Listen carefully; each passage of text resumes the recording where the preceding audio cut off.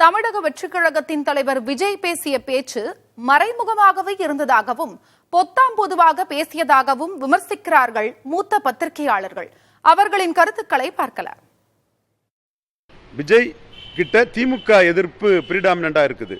அந்த திமுக எதிர்ப்பு அரசியலை அவர் எப்படி அணுக போறாரு? தானே மெஜாரிட்டி கேண்டிடேட் போட்டு தானே முதலமைச்சர்னு சொல்லி நிற்க போறாரா, அல்லது இன்னொருத்தரோட கூட்டணி போக போறாருங்கிற சந்தேகம் மக்கள் மத்தியில் எழுந்திருக்குது. குறிப்பாக அவங்களோட நடவடிக்கைப்படியே அவங்க அண்ணா யூனிவர்சிட்டி அந்த பாலியல் விவகாரம் தொடர்பாட்டு கவர்னரை சந்தித்து புகார் கொடுத்தாங்க.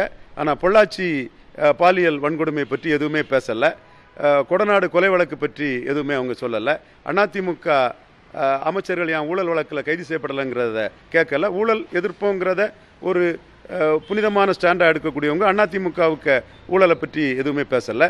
தூத்துக்குடி துப்பாக்கி சூடு அதிமுக ஆட்சி காலத்தில் நடந்த எதுவுமே பேசலை. அவர் ரசிகர்களுக்கும் பொதுமக்களுக்கும் ஒரு சந்தேகம் வருது, ஊழல் எதிர்ப்பில் காம்ப்ரமைஸ் பண்ணிக்கிடுவாரோ, ஒரு கூட்டணிக்கு எடப்பாடி பழனிசாமி பக்கம் போயிடுவாங்கிற ஒரு சந்தேகம் அவர் ரசிகர்களுக்கு வருது.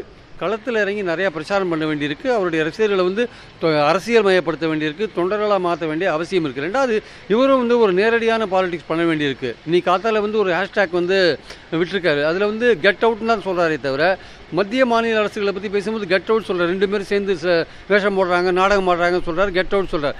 கெட் அவுட் மோடி அல்லது get out Stalin, get out Modi and Stalin அப்படின்னு போடுற தைரியம் அவங்களுக்கு ஏன் வரல? இல்லை பேசும்போது கூட அங்கே இருக்கிற மோடி அரசு, இல்லை அங்கே இருக்கிற அமித்ஷா அரசு, அல்ல அங்கே இருக்கிற மத்திய அரசு, இங்கே இருக்கிற ஸ்டாலின் அரசு அப்படி எதுவுமே சொல்லாத ஒரு 19 பாசிசம் பாயசம் இப்படி பேசிட்டு போனால் இது நீங்கள் களத்தில் பாலிடிக்ஸில் சில விஷயங்கள் நேரடியாக நீங்கள் மக்களுக்கு கன்வே பண்ணணும். அதை நீங்கள் கன்வே பண்ணும்பொழுது வெளிப்படையாக பேச வேண்டிய ஒரு அவசியம் இருக்குது. அது உங்ககிட்ட இல்லைன்ற போது மக்கள் கொஞ்சம் யோசிப்பாங்க, உங்களுக்கு துணிச்சல் இல்லையோன்னு யோசிப்பாங்க.